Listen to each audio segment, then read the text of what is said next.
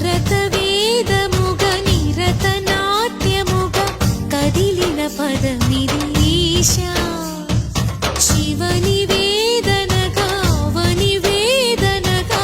పలికెను పదము పరేశా నీలకంఠరా చాలి పొందరా